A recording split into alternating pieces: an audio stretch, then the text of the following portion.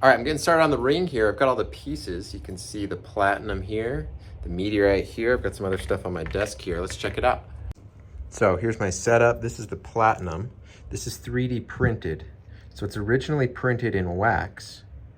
You can see the resolution, like the lines in it.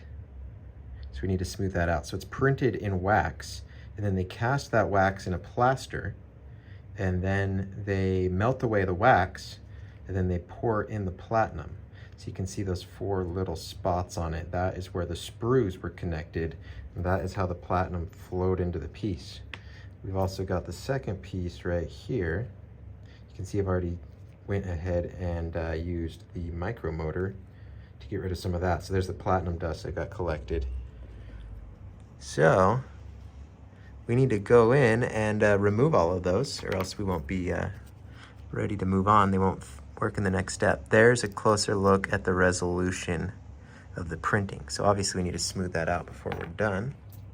Here is the meteorite blank. It's pre-manufactured to size. In theory, we could just etch this and it would be an awesome ring ready to go. But I've selected this one that'll fit perfectly right in here. So once I machine this to size, it'll slide over that sleeve over it. And then we'll conjoin them, similar to my ring, which I've got right here. And then here is the solder. This is a paste. It's got platinum particles in there. So we'll use that to join all the materials together soon enough.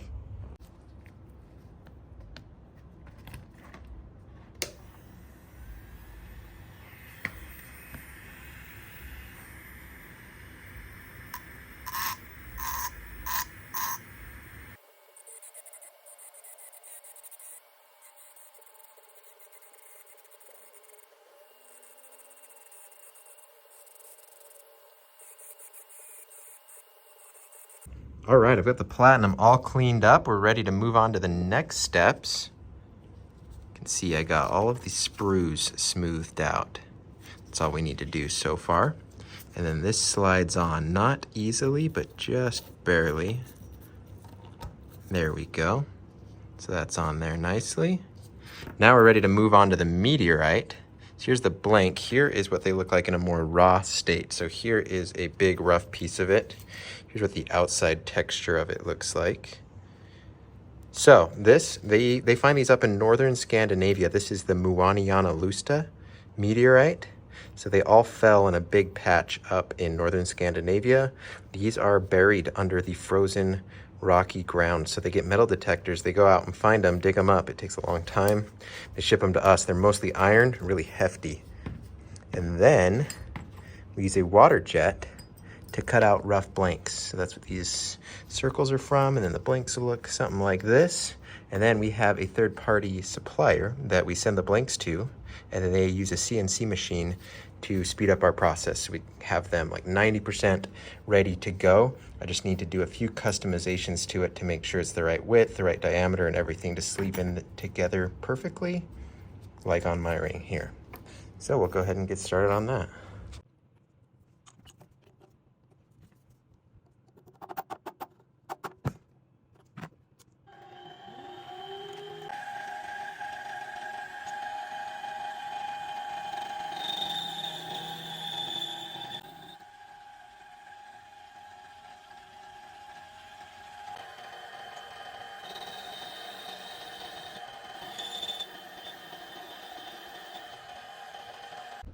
All right, 21.72 millimeters is our OD here, outer diameter.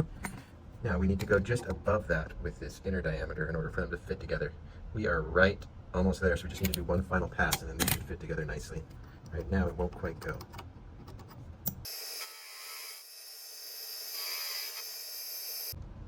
All right, should be perfect. Yeah, look at that.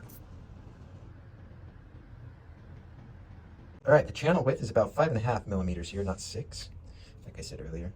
And then the meteorite right now is just a hair over 8 millimeters. So if we bring it down to 5.5, we'll essentially just probably be removing the bevels and then making it slightly thinner than that, and then that'll be the size we need. So I'm putting it on this expanding ring mandrel. This is a tool I designed.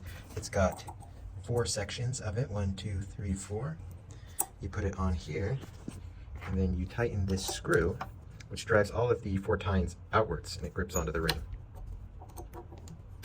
So in theory, that should be on there now, yep. And it's held in place. Looks like we got it nice and centered on our first try. I'm gonna go in with the lathe bit and then shave down the edges.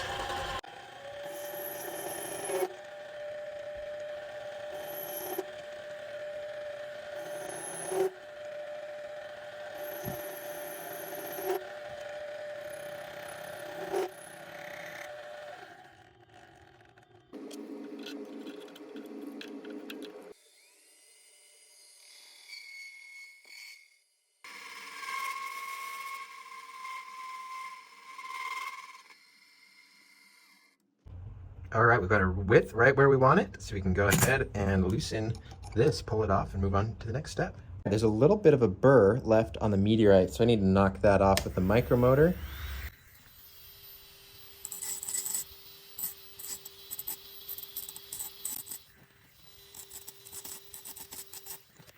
Now check this out, they should fit together perfectly.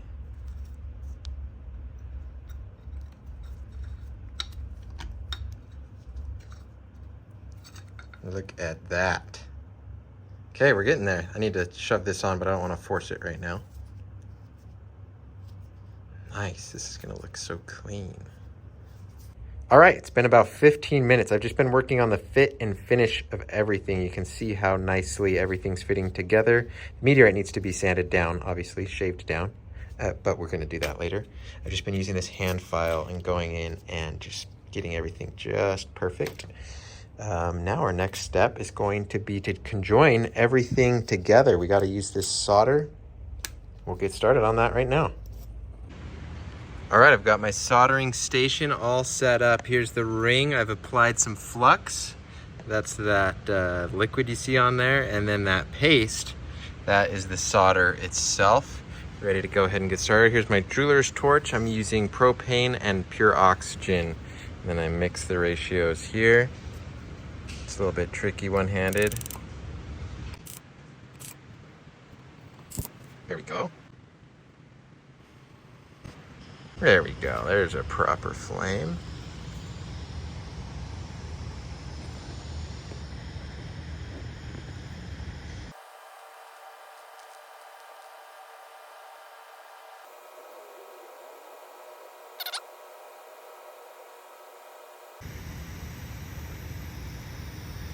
All right, there's a first round. I'm gonna need some more, and I'll do a couple more.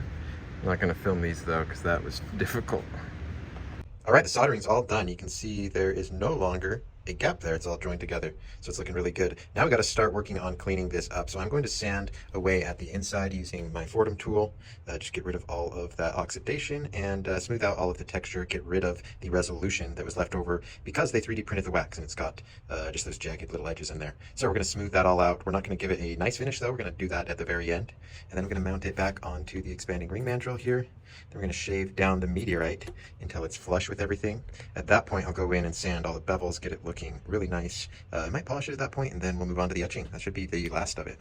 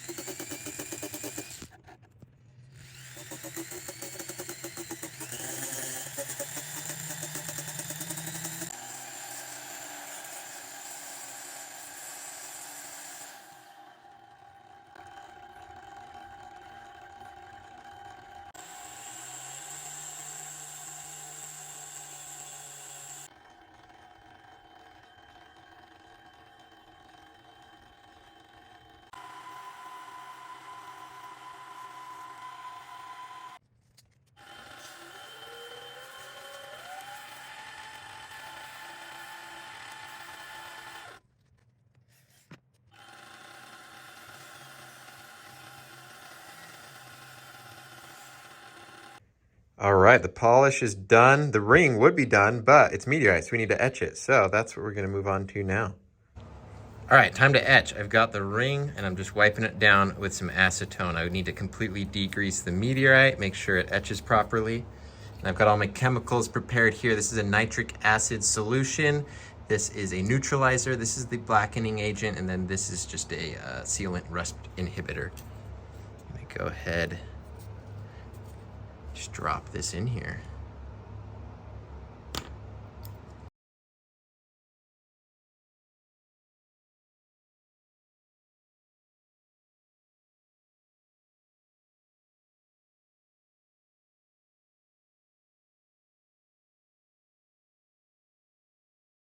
All right, etching is finished. Let's pull this out. It's looking awesome.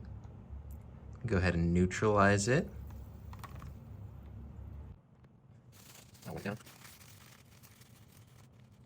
Now it's time to darken it. Look at that, that's beautiful.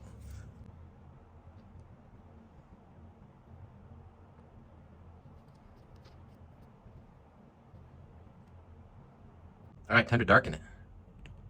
This is gonna provide a lot of oxidation resistance. It makes it too dark though. I don't like it that dark, so we're gonna get rid of a lot of it. But a lot of the deeper cracks and grooves of the meteorite will be really protected because of it.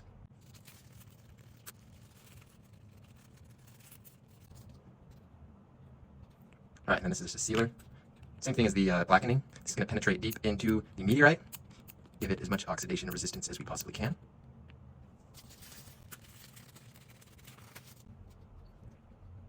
All right, that looks pretty cool actually. But I'm gonna use the buffing wheel. I'm gonna get rid of the majority of the darkening, we'll leave it with a little bit of contrast, and we're gonna brighten the platinum back up again. We're almost there.